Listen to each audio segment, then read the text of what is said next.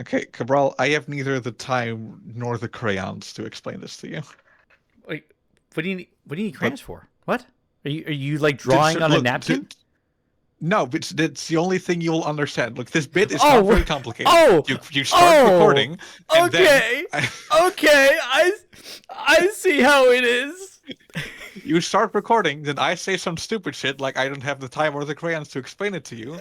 Then you start acting offensive, and then I start acting more offensive, and then congratulations, we'll have a bit done. Great. That's so Is this too mean. meta? I can This feels read. too I meta. promise. I'm not saying you can't read. I'm just saying like crayons work better for you. It's like I do like the colors. Comic Sans. It's like comics.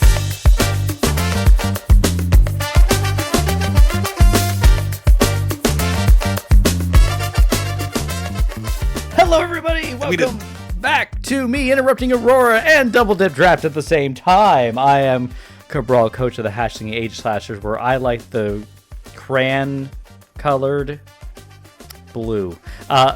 Joining me.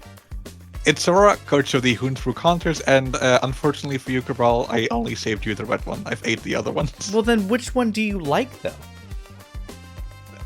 The orange one tasted like orange. Oh, wow, that's...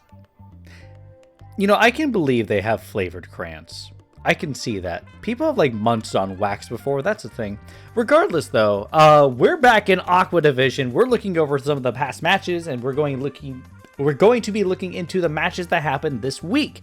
Differential is very interesting in Aqua. It is the only division with a complete equal split of 1-0s and 0-1s, being 4 and 4 on each side. Obviously, differentials, whatever, but we're going to be looking into that this week. We do have, I wouldn't say any real upsets.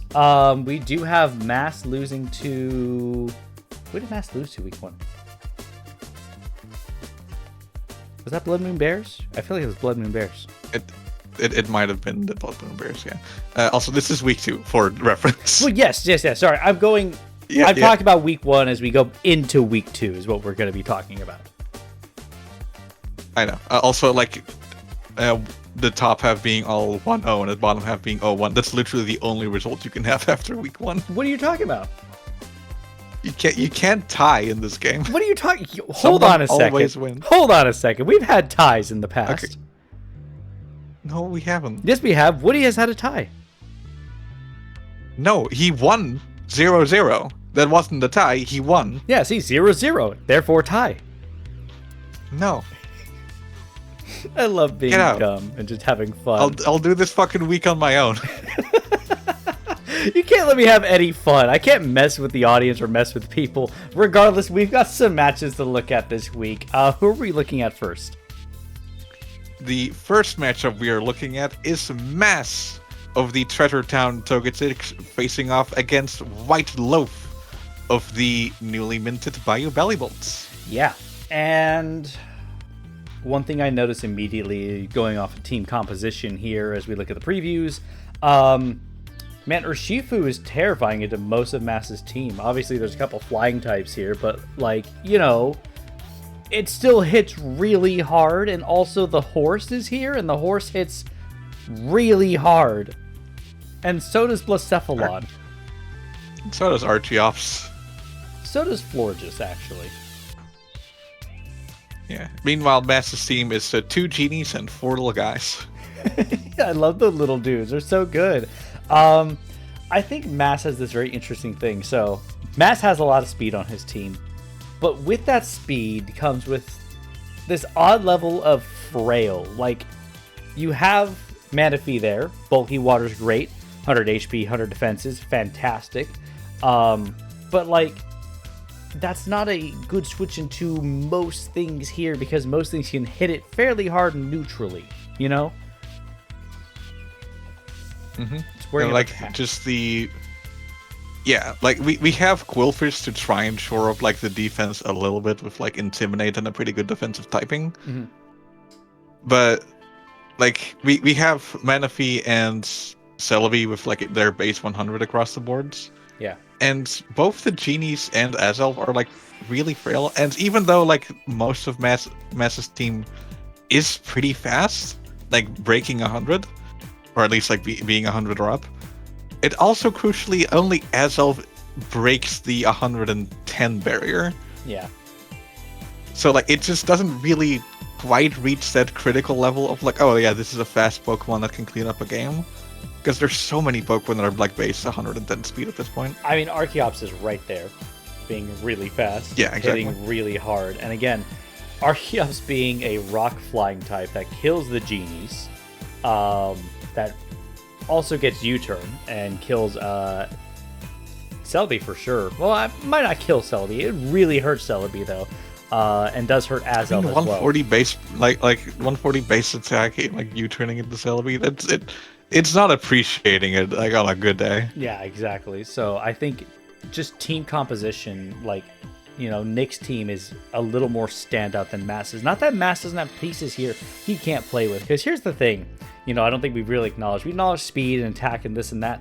The utility that Celebi and Azelf have, even Manaphy, in being kind of like shield setters. You know, reflect light screens. They can set up screens and stuff. They can set up some hazards. They can kind of be cheeky with U-turns, flipping around. They can do a few things here and there. And they, again, intimidate with Quillfish is really nice too. Good. Yeah, one fun thing about Celebi is it can both sword stance and it gets nasty plot. Mm-hmm. Meaning that it can be like a very surprisingly effective threat on either side. Yeah. And the Tailwind on Manaphy is obviously just a ridiculous fucking move. Yeah. Tailwind or Tailglow? Tailglow, sorry. Yeah, you're good. Tailwind on Manaphy would be ridiculous. That would be ridiculous. But I mean, you know, Thunder's so over there banned. with Tailwind as well. But yeah, like I said, team comp-wise, I lean towards Nick. But that doesn't mean Mass can bring very specific little things that can do a lot to this team if Nick isn't careful. And that's just part of team building, right? That's why you take so much time in prepping and doing your practice matches and stuff, and we encourage that. And even during matches, you're more than welcome to look stuff up, check your calculations, take your notes, whatever you need to do. You know, obviously you don't want to take until the end of the earth to have your turn, but you're allowed to take some time and analyze the situation for your matches. Indeed, but the only way that we're gonna see like how all of this plays out ultimately is by jumping straight into it and seeing what exactly happened this week. Yeah, we can see how it plays out by watching how it plays out. Azelf lead. Very fun. U-turns. Probably a Scarf, honestly, if I were to guess. Yeah. Azelf has a bunch of different options. Quillfish, not appreciating the Moonblast, but only taking 1/3 is not too bad. And I mean, Fortress and is like always this thing is just like such a free switch in on it, unfortunately. Yeah, and then just clicking rocks. Tailglow is terrifying on this thing. We do get a Thunder Wave. We get a substitute here to try and set up, but you already clicked Tailglow, and that's kind of my thought with that. You know what I mean? Like, why not have just clicked Surf at that point? Because clearly you're doing enough to Oko this thing. You know, or one-shot this thing with a Surf. And we lost some unneeded health. Yeah, Matt's like stating in the chat that he forgot that thing had body press, but like even a Volt Switch, which Fortress also gets, might just be enough to like break that substitute. Yeah. Quillfish coming back in on this thing. I mean, it makes sense. Barbarage does kill this, and now with Fortress dead, it is pretty free to click on Barbarage. Meteor Beam, terrifying, although it does miss. It has 95% accuracy. Thank you, Pokemon. Very cool. Or 90, sorry. Yeah. And Rocks is so rough. That's such a good call on Nick's part, setting up the Rocks and stuff. Losing Archeops is kind of rough, but still, the pieces Nick has left of Blacephalon doing 80% to Celebi, it's crazy. And it's just much faster. Also that Enamorus is revealed to be scarfed by outspeeding the Archeops. True. Knocks off on the horse, but unfortunately now, like, any ice move is just a guaranteed kill, because Azelf doesn't take hits and the other two are weak. Yep. See, Enamorus coming out and like Enamorus is gonna try its best here, but Enamorus doesn't kill this thing in one shot. No. Losing half your health, by the way, to Rocks is crazy. Another Avalanche not being done is a little odd, but okay. I think it's 100% accurate.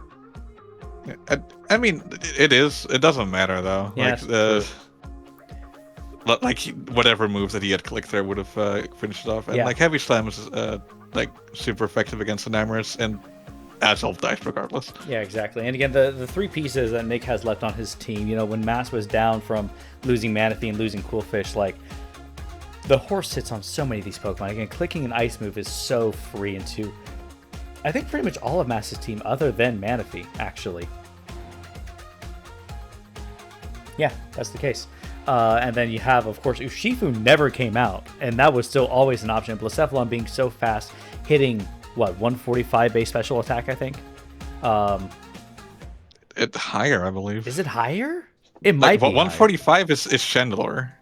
Oh, that's true. What is Blacephalon? Look that up for me. 151. Oh my gosh. Yeah, it can be 45 because that's not a prime number. Oh, you're right. But yeah, again, the Pokemon that Nick had left here, these three pieces, are just so strong in their own right individually as Pokemon. The horse being able to Terra is really nice. It provides a nice extra bit of bulk. You saw Mystical Fire doing little to no damage to this thing, actually. So it's just at that point, Mass didn't have the momentum. Even though he knocked out three of Nick's Pokemon, he had to like keep chipping away at these other ones. A longer game would have been in favor of Mass, I feel like. Yeah, Terra really giving like a lot of ice types a new lease on life. Holy shit. Yeah, someone with Regice, let me tell you. That's someone with Paragonal, let me tell you. Yeah. This thing bulky. Oh yeah, absolutely. But you know, with that said, we're moving on to our next match. We got Jason of the Hartford Honchkrows versus Scoots of the newly minted Portland Palafins. Seeing a very interesting team composition here. Jason, we know, has some really stellar top tier Pokemon. No Terras on his side. We do see a Terra actually with Scoots for Oricorio. Just Ghost Terra, which is really cool still that it can Terra, but kind of a shame we don't see other Terra, types come out, but probably not needed, honestly. I do see Bastiodon here. Yeah, Bastiodon is a Pokemon that is drafted by Jason, which are like the best qualities about that Pokemon. Really, because like that's really it. Like it has shit HP. It does have good defenses, but like with the HP being too low to compensate for it, it still ends up being a bit too frail. Yeah, and it has sturdy. You could counter. It does get counter. I know that. It gets heavy slam and body press. Yeah, and like even the body press, like there's so many Pokemon that just like have better defense than body press with. Like it just doesn't really have a niche anywhere. It's like so depressing. Yeah, like so many random Pokemon with a Violite, like random not fully evolved Pokemon, like would be better than Bastiodon. Unfortunately, like we even jokingly theorized, like oh yeah, like Alolan Graveler, which gave you Galvanize, Magnet Pull, still has Sturdy, I believe. Yep, still has Sturdy. Yeah, like it does basically the same thing, gets counter too, if I'm not mistaken, and like it's just better, like in basically every regard. Yeah, because that's the other thing than like it has to hold the one item. Yeah, because that's the thing, and we went a whole rant about this when we were talking about Bastiodon, but we're gonna keep it simple here. But basically, it comes down to other Pokemon that you might look at, like Dusclops has less HP and technically less defenses than Bastiodon, but you can give it the Violite like we talked about. And then on top of that, it can Will-O-Wisp, it can Shadow Sneak, it can Curse if you want to be really cheeky, you can Pain Split with it, and a bunch of other things. Bastiodon doesn't have other cheeky little things it does. It sets up rocks, takes a hit, and then it dies after the first hit. Yeah, like it counters, it Metal Bursts, it sets up rocks, and that's really all there's to it. But he's a funny little dude, and we like him. I love the design of it. Like it looks good, but it's just it isn't good. Yeah. But moving on to the other Pokemon, we do have Lando here on Jason's team, and that's such a good Pokemon. Medicham actually has so much utility, Mega Medicham specifically, because it sets up screens, if I remember correctly, but also it's huge power, right? Not pure power, huge power, is really crazy in what it can just hit you with. Exploud gets scrappy, and hits surprisingly hard, actually. Like, I would say Exploud has more utility as a lower-end Pokemon than Bastiodon does. Latios, stunning pick, great lead Pokemon. Luster Purge, or you click on, any psychic attack, or even like, Draco Meteor. You can Dragon Dance with that thing. Call Mind with it if you want to. And Tapu Lele here is also, those are really, really good Pokemon. Yeah, Jason's team, as we pointed out in team analysis, it's very min-maxed. He spent a ton of points on his top end and then had 4 or 5 points left to round out the rest of his team. Yeah. So he has to make do with what he has, but I don't feel Bastiodon was the answer. On the flip side, we do actually see the Eon Twins facing off against each other. We do. With Latias on Scoots' side. I'm pretty sure Mega Latias. Yes, it is Mega Latias. Yeah. Yeah, and we also see Ferrothorn here, which is just such a good Pokemon. I love Ferrothorn, actually. The more I've thought about it. Put in a huge amount of work last week, that thing. Yeah. Drapion, another poison dark type. We've seen at least one other this session already, and it's just such a good type combination. Yeah. Works well against so many things. And Clefable always being so deceptively bulky. Yeah. Again, going back to stats and stuff like that, Clefable does not have groundbreaking stats, but just being slightly bulky and being a fairy type gives you so much in the way of moves don't hit you the same because you're a fairy type. Yeah, steel moves hit you, but does that matter? Not really if you have enough HP and bulk to kind of withstand it. And does this thing have a for the generator? most Is that part, one of its being abilities? No, it's unaware. No, it gets Magic Guard and gets unaware. Yeah. Those are that's also part of why it feels so hard to kill, because you can't toxic it because it just doesn't do anything. Yeah. So, but with that being said, I think the only thing we can do now is also watch this match. Yeah, hop into the battle. Kermit lead, Lander's lead. I mean, Lando is always a good lead. Earth Power doing 60, by the way, to this thing is so crazy. Yeah, that might be a spec Landers, actually. Yeah. I'm a little surprised at this. Hey, look, it's Bastiodon. There it is. There it is, yeah. I was surprised at the switch out, but you know what? It's probably either Scarfed or it's Specs, I imagine. The fact that a rock type just switched out against the flying type, Yeah. because it couldn't touch it properly, is so telling. Yeah. It's probably Scarfed. That's my guess with it. Not sure why. Maybe for Latias, but you're not ever going to outspeed Regieleki, so. Yeah, Bastiodon is hitting this Clefable with an Iron Head, and it is almost taking more damage from Rocky Helmet than it is dealing. Yeah. This thing has. It is so depressing. I think it has 37 attack. No, its attack was 52 and special attack was 47, I believe. It's okay. Either way, they are borderline irrelevant numbers. Yeah. Quiver Dance, now safely behind 2 sets of screens with the only threat being a base -1 attack Iron Head. Yeah, Scoots comfortably sets up 2 Quiver Dances. Lowering voice. 32 behind screens with ×2 special defense, by the way, is some insane damage. Yeah, and Scoots here shifting into the Terra for the even extra damage boost. Yep. Stab is basically double the damage at this point. Yeah, and again, shame this thing doesn't have a bullet punch, because I do feel this thing's frail enough to just die to it, maybe? Yeah, I could definitely see that. And Landers doesn't have any priority moves either, I don't think. Not anything relevant here, at least. Yeah, Icy Wind just kills this thing. And Icy Wind, cool tech. Yeah. And this actually just dies to hazards.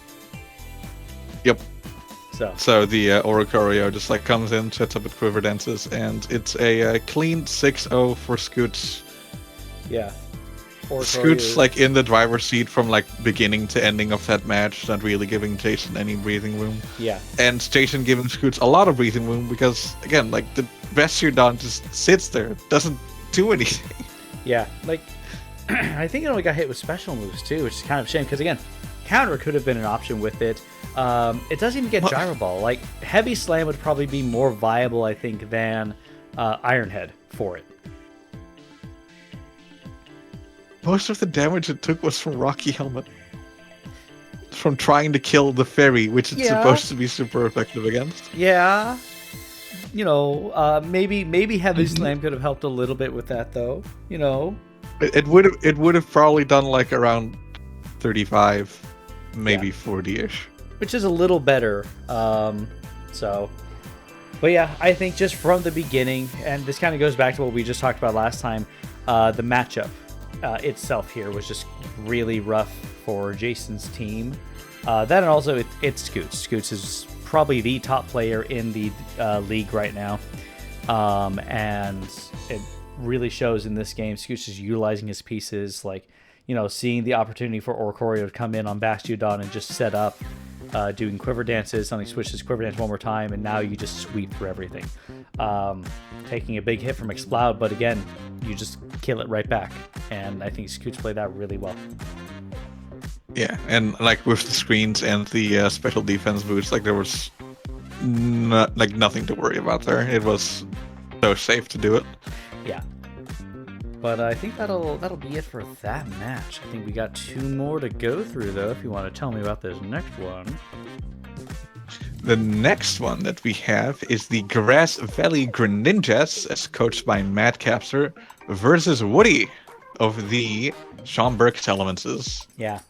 Matt Capser coming off of a win from his first week fighting Alter.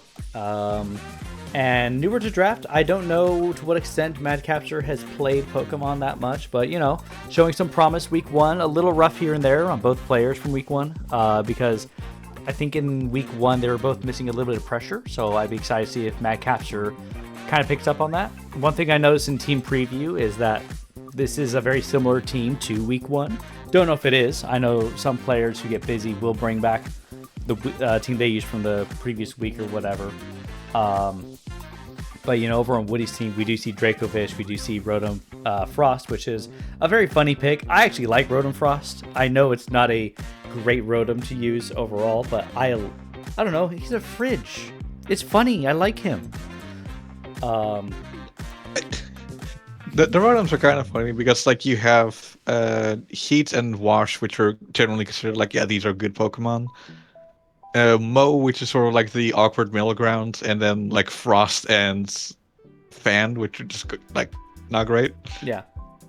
But still, like, totally usable Pokemon still, by the way. Like, these are not bad by any means. No, and even then, I don't remember if Woody's is a Terra Captor or not, but, you know, Rotom Frost is a Terra option. And a decent one at that with the amount of bulk it has. It doesn't have a ton of HP, but it does have good defenses. Indeed it does, even if, like, its typing does hinder it somewhat. Yeah, and again, you can Terra out of that, but I don't know if that's an option for Woody. Yeah, on Woody's side, we have the same, like, also, like, very mostly similar team to the previous week. Sigilith is new, though. Like, Sigilith, I love this thing. It's so funny. Pokemon that, like, for draft, it actually weirdly crosses my mind, like, a fair amount of, like, should I pick this thing up? It's so weird in, like, the toolbox that it has access to. Very unique. I mean, Psycho Shift is fun. For those who don't know, Psycho Shift basically, if you give yourself, let's say, like a Toxic Orb. Normally you do it with like a Flame Orb, but you can do it with Toxic Orb too. You get Toxic. You can Psycho Shift and poison your opponent with a move that's just, you know, guaranteed to send it over to them unless they're a poison type. Does that work on Steel types, actually? I don't know if it works on Steel types. Don't quote me on that one. I don't know that. But you can shift it over. Burn you can shift over to just about anything as well. And it's fantastic for that because if you do Burn, well, you don't care about getting burned. You're not attacking physically with this thing. It can Pain Split. I don't think it recovers. It does Roost, though, if I remember correctly. Sets up screens. It tricks. It sets up Trick Room, if I recall as well. A funny little toolbox with Sigilith, and I really like that about it. Yeah, and like it's like unique abilities too. Mm-hmm. like having both Tinted like lens. magic guard for like for the weird thing, and yeah, the tinted lens, which like its eye is very clearly just normal colored, so bullshit on that, but whatever. Yeah, Yeah, and Wonder Skin is also an ability. it is. But yeah, some fun Pokemon from Woody's team, and we have a newer player, so I think at this point we just got to see how they both play it out. We have a Sandy Shocks lead with a photosynthesis, booster energy immediately just to Volt Switch. Yeah, like leading with a Pokemon that has like a consumable item that will be used immediately upon switching is unfortunate, Yeah, I'll say. that Thunderbolt. And doing also, so this much. Torkoal is just taking a beating from this thing, and instead of clicking any kind of fire type move, we're just Will-O-Wisping. Yeah. Question mark. Fun fact: we learned that Blizzard, you know how like Hurricane and like Thunder are affected by the sun. Blizzard's not affected by the sun. We have learned in talking about this before recording. Yeah, it's very strange and inconsistent in that way. Venusaur, immediately back evolving, leech cheating, and we do have a Magic Guard Sigilith here. Yeah. Who's going to set up a screen, Calm then Mind, try to Calm Mind, taking 59%. and then nearly fucking died. Oh. Defogging and get rid of spikes is interesting. Yeah. Unfortunately, like the store power is not the move there. Like you definitely, like if you have Roost, you wanna go for Roost there. Yeah. And the Scream Tail just roaring it out and not bothering with it anymore. Yeah. Doing a decent amount of damage to this thing. Return having done quite a bit too. We do see Fake Out, which is kind of classic for Kangaskhan and Lopunny. Yeah. Like Woody can like actually do like an incredible amount of chip damage with those two just like fake outing over and over. And we see the Calm Mind. Woody attempting to like set up his thing again, but I guess not realizing that you're not faster than this thing and just sitting there waiting for the Volt Switch to die. You see triple axle, and here Woody loses. Yeah, Woody loses the plot a little bit and forgets that type matchups and abilities are a thing. Yeah. So instead of clicking return, we're clicking close combat for some reason, which is resisted. Yeah, and return I don't think would have knocked this out, but it would have gotten it pretty close. Might have. It would have done more. Yeah. Not that again, it just like it synthesizes here anyway, so it would have been fine regardless. Yeah. Clicking Thunder Wave, and Woody's got kind of a lot of like, Thunder Wave here. And now we're Thunder. And then, yeah, so Thunder Waving back now. Like we're just trading Thunder Waves back and forth for some reason. This fish gets completely fucked by this paralysis. Leaf Seed missing. Crunch is so interesting because this does get Psychic Fangs, and it gets paralyzed again. Yeah, Draco Fish unfortunately just like a victim of circumstance, not able to get anything whatsoever done. And at this point, Woody's down to just Con and Poritu. Yeah, and at this point, Madcapture should see this and be a little more aggressive with the plays here, right? We see Giga Drain here not doing too much, but Sludge Bomb is a more powerful move that will do more damage because Mega Kangaskhan and Porygon really can't do much against this thing. We do see the Sludge Bomb there, but should be going and actively trying to take this down here and there. But just Giga Drain for the extra HP, okay. But this is the time to start applying that pressure. Yeah, we got through the Kangaskhan like safely, cool. We set up the leech seed on this thing, good. Like it can't escape anymore, so it's there forever, great. Now we like Venusaur now kind of struggles to really like put a dent into this thing. Yeah. And the thing is, like, you're gonna win. This thing cannot get through Venusaur. Venusaur will just like sit here and heal like its health 12 times over if it needs to. So, like, the real question is, like, okay, look at the other Pokemon. What can we do to speed up this process? Yeah. Like, on a turn where you are forcing this Porygon to recover, like this turn right here, go into Torkoal, set up that Sun. Get, like, all of your Pokemon benefit from it. Literally all of them. Yeah. And there's Sandy Shocks, though, we could see a little more damage. Like, yeah, we go into Sandy Shock. It takes like some damage from Tri-Attack, but like not too much. Like it's a Porygon, it's not gonna be attack invested, it's fine. Yeah. Spit F drop, annoying, but whatever. You're gonna be fine for 2 hits anyway. Yeah, and then we see the recover come back. And again, we're just not doing enough power. We've gone from 16% to around 20 to 22.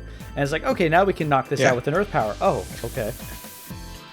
But he opts to switch. Thank God that this thing got paralyzed this turn.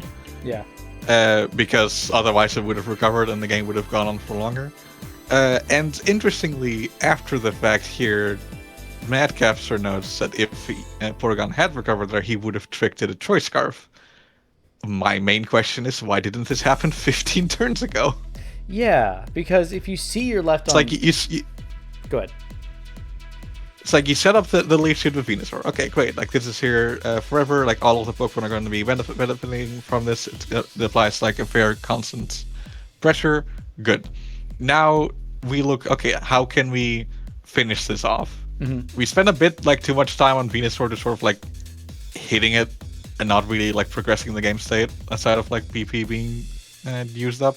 Yeah.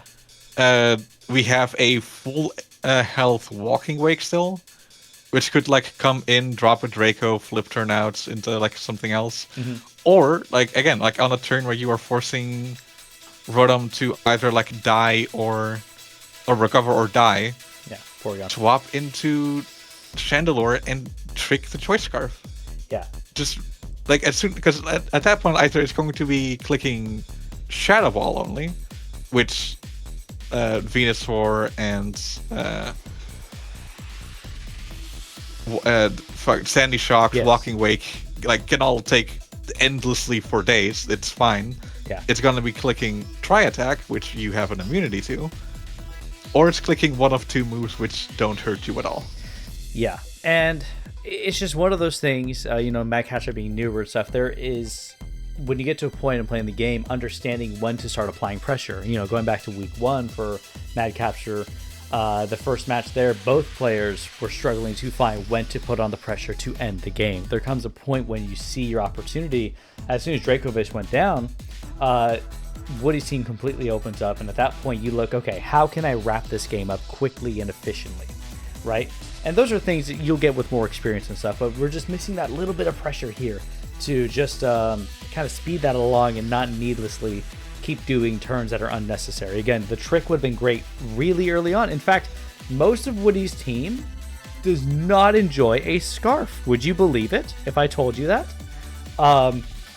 You can trick a Scarf onto Sigilyph, onto Rotom, onto Porygon. Even Kangaskhan, I would argue, really doesn't like a Scarf into most of Mad Capture's team. There's a lot of opportunities for that. Rotom would probably still be fine, but Rotom and the Dracovish would probably be fine. But like the rest, like doesn't really appreciate it. They definitely wants to keep their normalizing.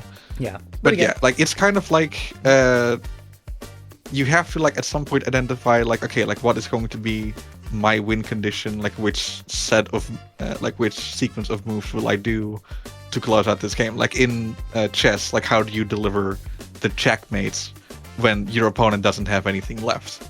Yeah. Especially when you're up against something bulky like Porygon 2.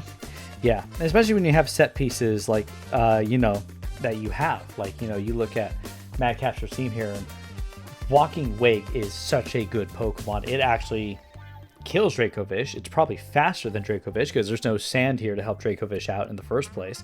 Walking Wake also really just hurts most of these other Pokemon with the attack stats it has and how fast it goes compared to Woody's team. Yeah, that's a lot of feedback from Madcapture. Like on Woody's side, like he did really like go for it at the end with Porygon there. Like he knows that like if Madcapture like misplays at some point, like he can potentially like reduce the differential. Mm-hmm. It's not going to win, like just like PP wise. I do not think the damage exists. Yeah. But like it can, like he was trying. He was absolutely sticking in the game like as long as he could. Yes. No, for sure. But yeah, and I like seeing Woody bring in Sigilyph. Woody's coming in with. I love the raw Blizzard from Woody. That's so fun. I love that. I do love that. And I guess like one other thing like for Woody, I'm not even saying like open the damage calculator. I am saying is just like like sit there and think logically for a moment. What is the hardest hitting move that you have? Mm-hmm. Just looking at simply the type matchup of the thing in front of you. Clicking close combat with your Lopunny into a Venusaur makes no sense in any world. Yeah, for sure. But anyways, we have talked about this match for long enough. And I want to get into our final match if you'd like to introduce us to it. Oh, I'm introducing 3 matches this week. I wasn't aware. No, because I did last one, right? Nope. No, I did. Oh, then I will do this one. Sorry, here I am sitting here with my soda and thinking, oh, now Aurora could do all the work over here. Anywho, yes, we have Bick of the Blood Moon Bears versus Alter of the Sliggoo Sluggers. Alter we mentioned previously, having fought Mag Caps week 1. And Bick also being here, another new player. Both of them brand new. Quite a few new players in this division, I've realized. Every division has at least 2 people that are new to Double Dip. This one's 3. Yeah, most of them also have like people new to just like competitive Pokemon in general. True. At least like to some degree. Yeah. Bick, while being new to our league, is not new to draft. He does have a fair bit of experience. That's from what I understand, like how he found us in the first place. Yeah. Like just looking around online for draft league content. Mm-mm. We make a bunch of that. We sure do. But yeah, I mean, looking at team preview, both are pretty fine teams. We do see Colossal is here. Which is probably to get rid of rocks or maybe run something cheeky, which is usually what it does. Why does that thing get rapid spin? It spins so fast. Look at it go. You don't. It falls down on its back and it just spins like a top. But I mean, the calls go everywhere. I mean, on Big's team though, we see some scary stuff. I mean, Meowscarada is there and probably going to lead, and it's so fast and it just hits really hard, and it's just Protean U-turns on everything. It doesn't matter what you are, you take a decent chunk of damage. Yeah, Meowscarada, big threat, 140 base power, base attack on that Iron Hands as well. Yeah. Very, very scary, especially with like its incredibly high HP to back it up. Yep.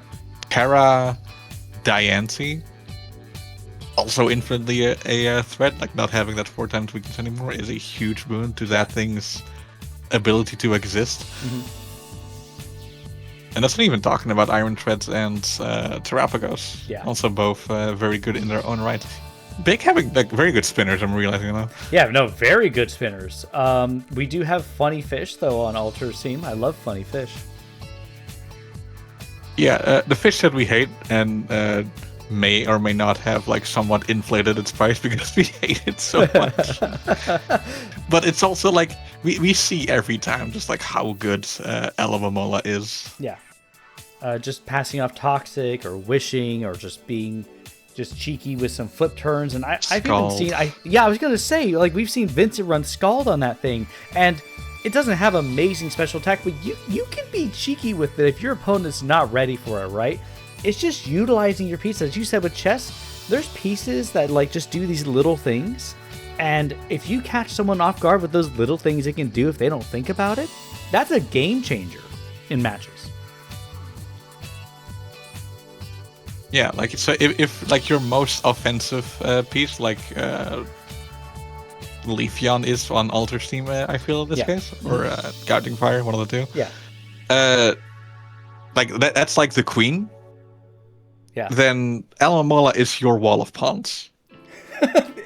No, it's not there to apply the. Yes, all of the pawns. Oh my gosh. You can get them back too for generator question mark. Cool. I feel the metaphor's lost a little bit. I mean, it's just like cake last week. Exactly.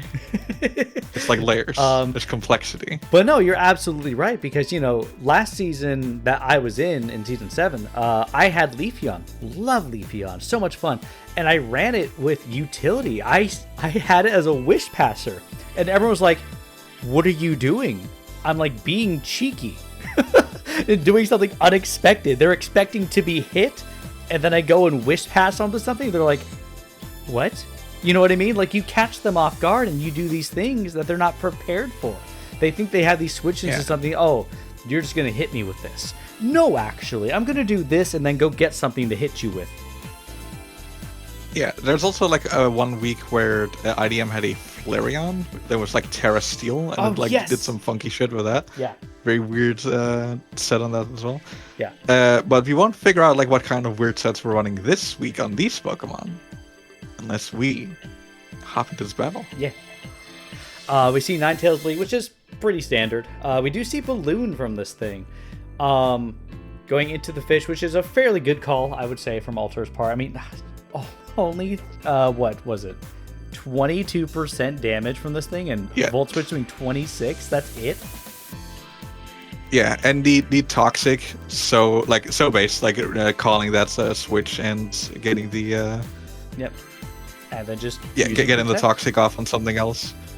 Yeah, using Protect to sell out the damage a little bit more. Switching out the Regenerator, popping. Cloudsire does unfortunately take a Shadow Ball, which it doesn't really want to do. But, you know, whatever. This thing, like with the Balloon, immune to both the stats that the Cloudsire has, so being forced out. Yeah. But, like, Alamomola is a free switch into this thing, like, all day, every day. I remember, like, in finals of last season, I had to face off against it myself with Iron Treads on my team, and I made it full special attack. With that, in electric terrain, it can kill a special defense Alamomola in one hit. Yeah. Just barely. And again, you know, we're getting the thing of Altura just taking advantage of Protect with Toxic just chipping away at Basque Legion, and we see him applying some of the stuff that we talked about in previous draft and stuff, applying that little bit of pressure, right? He doesn't need to switch out if he can just Protect, because what's Basque Legion going to do? We do see a Sash here, which is great with Weather Ball, just to KO this thing. Yeah, I was about to call it Spare Tire. It's Iron Treads. Iron Treads is like gone in one hit. I called it Spare Tire when I had it. I know. Iron Hands coming in, Iron Hands being real threat. And Alter actually still having 6 Pokemon to Big Mouth's 4. Yeah. And again, wishing right there is just really nice, and then just protecting just to get this thing backed up to HP, because it doesn't really need to switch out. Yeah, the Thunder Punch from this thing is doing 39%, and if this thing can start tossing out Scalds, it can become a huge issue. And like calling out that you're not going to be dying on the next hit and clicking a Toxic, great stuff from Alter. Like Alter applying pressure where he needs to and letting it go, and even after being in against Iron Hands for a while, this thing's at full health now. Yeah. We do see unfortunately, Terapagos. Yeah, the substitute set is going to be a pretty good counter to this Alamomola, because it just does not have the oomph to punch through it. Yeah, and this is where we see meaning that it's setting up Calm Minds for free. Yeah. Oof, that Terra Storm. Yeah, that was really rough. And then we do see a little bit there, I'd say, from Alter. That's a little kind of newer. Really nice wish, though, onto Ninetales. But staying him that long with a Lolamola against this thing, probably not ideal as you're getting set up with that. Surviving on that secret second sash right there. Yeah, and then unfortunately going for the Nightshade, not realizing that this very, very water-coated Pokemon is a normal type. Yeah. So, and again, he's newer to later Gen Pokemon and everything. Last time Alter play was like Gen 6 or 7 or something. That is... Goodness, is that already almost 10 years ago? Is Gen 6 or 7? I believe so. Can we just also note the fact that thing just O-code through Terra Shell? Yeah, one Dragon Dance with a Life Orb, and it just O-code with Terra Shell. That's insane. There's chat going on the side here about all that stuff. Yeah, people are getting kind of confused because it dies to the recall damage. Yeah. You don't ever see the Life Orb damage go into effect. So people were kind of confused as to how that was happening. Yeah. The weakness policy on this thing. I love it. Very good. Actually, but, you know what? Unfortunately, not strong enough. I wonder if that was a special attacker, if that might have done more damage, because Iron Hands is very physically defensively bulky, if I remember.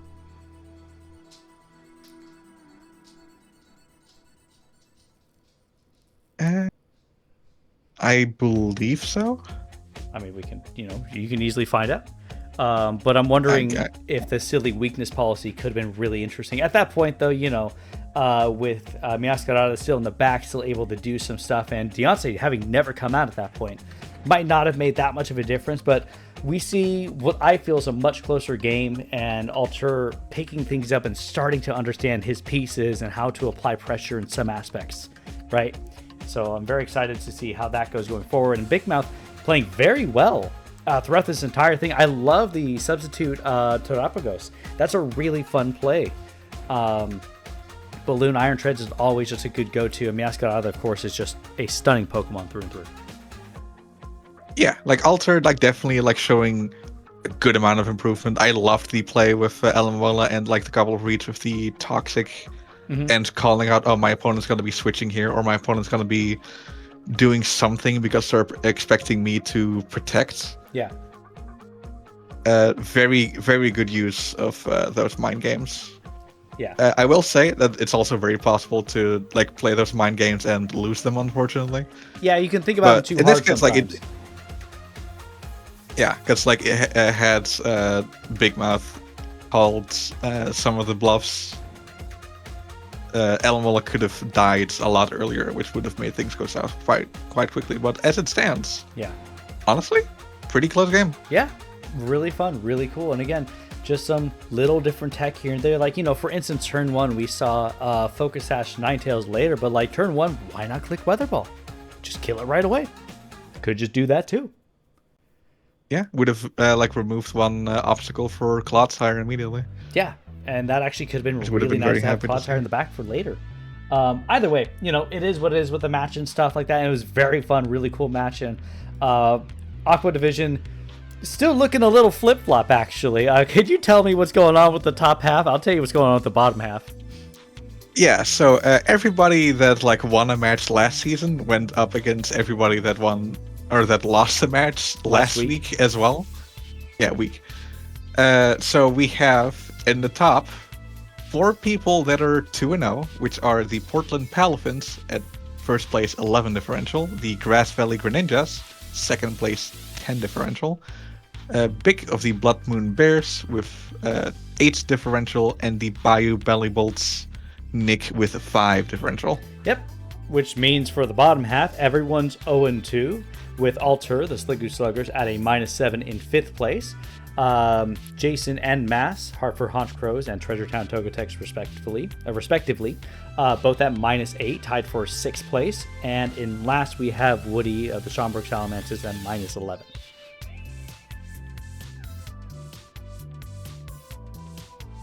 But yeah, so yeah. I would have to like analyze the schedule, because it is theoretically possible to have the entire top side of a division be 4-0 and the entire bottom side of a division be 0-4. That'd be insane. I don't think that's likely. I believe we have Sliggoo Sluggers against the Treasure Town Togetics next week, so we're gonna find it. Someone's gonna get their first win. Okay, yeah. So yeah, some people are gonna be getting their first win, but by playing against the people who haven't won yet, which means that some of the people that have only been winning will be facing each other and forcing a loss upon each other as well. Yeah, and we're at a point too. We're being 0-2 and a little higher differential. -7, -8 might sound scary and stuff, but honestly, if you're at a point where you've fought maybe some of the harder players or whatever it is, you can still bounce back from that, because only when you start getting to like 0-3s, 0-4s, likely then you won't be making playoffs. But 0-2, and then you start getting your wins in the next few weeks, that's definitely able to gain some ground in that, depending how your wins go, Yeah, I feel especially the people that have like already faced off against Scoots, that have already faced off against like Big and the Bellibolts, are probably like, okay, the worst is behind me. Next up are all matches that are like more winnable, and that can start making up for the loss differential of the first couple of weeks. In fact, like Alter has not even fought, Hartford Honchkrows, has not fought Treasure Town Togetics, and has not fought the Schaumburg Salamences. So that's 3 matches, all within the bottom half of the division that one player hasn't played yet. Yeah, and also like Ultra like being at the top of the losers half of the division thus far stands like the best chance of clawing his way out of there and perhaps pulling one of the people that think they're sitting pretty now Absolutely, and the same could be said for into a World of Fame. Yeah, and the same could be said for Jason. Jason's had to fight Scoots already, right? As well as, was it Nick this week? No, Mass fought Nick this week.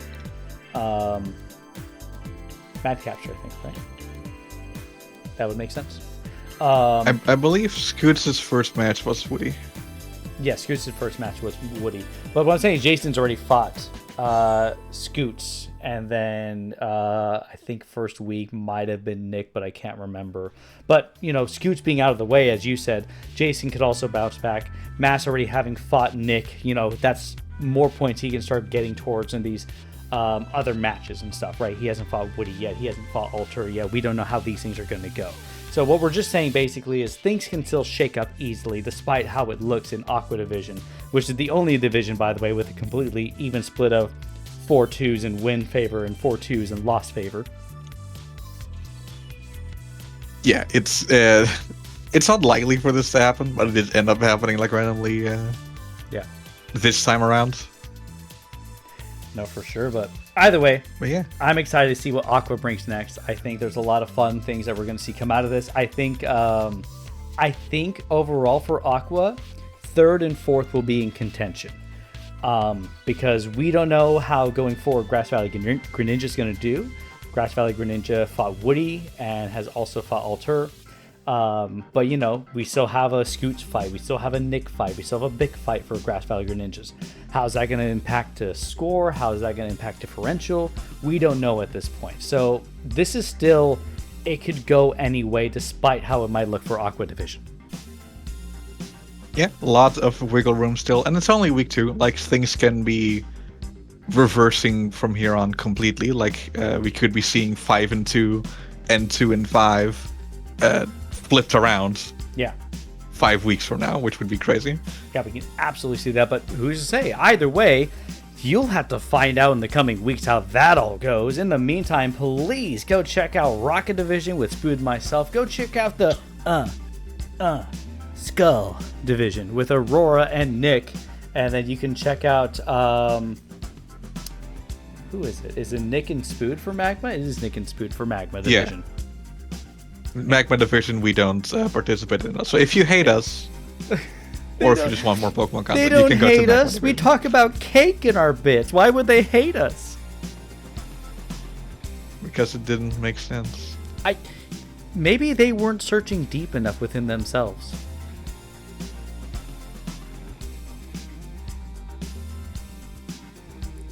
Well, anyways, that'll do it, everybody. Thanks for watching. Hope you all have a wonderful day. Check out the other divisions, and we'll see you next week for the Aqua Division.